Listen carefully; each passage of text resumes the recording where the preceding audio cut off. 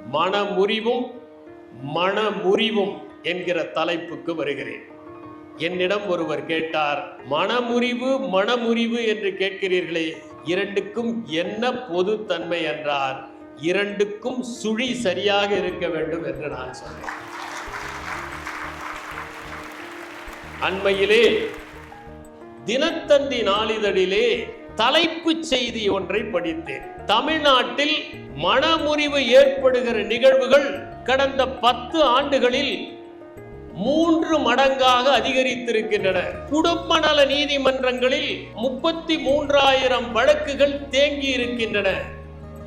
அதிலும் சென்னையில் 2014ஆம் ஆண்டு 2000த்திற்கும் குறைவான வழக்குகள் தான் இருந்தன. இப்போது அது 5000த்திற்கு மேல் அதிகமாகிவிட்டது என்கின்ற குறிப்பு இருந்தது.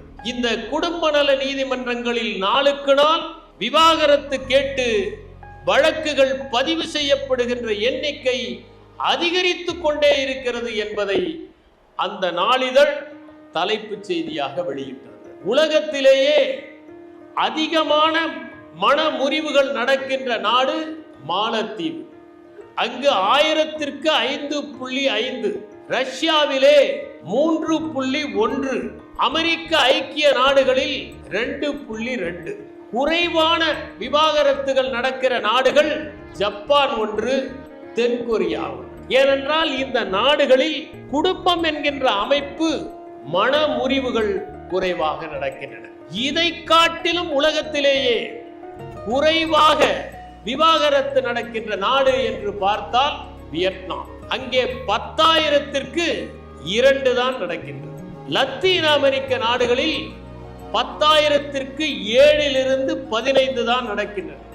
இங்கெல்லாம் குடும்பம் என்கின்ற அமைப்பும், அந்த குடும்பத்தில் கணவன் மனைவி ஆகிய இருவரும் ஒன்றாக இருக்க வேண்டும் என்கின்ற அந்த நிர்பந்தமும் உறுதியாக இருக்கின்ற காரணத்தால் மற்ற நாடுகளில் 1000ற்கு 5.5 என்று இருக்கிற போது இங்கே 10,000ற்கே குறைவாகத்தான் விவாகரத்துகள் நடக்கின்றன.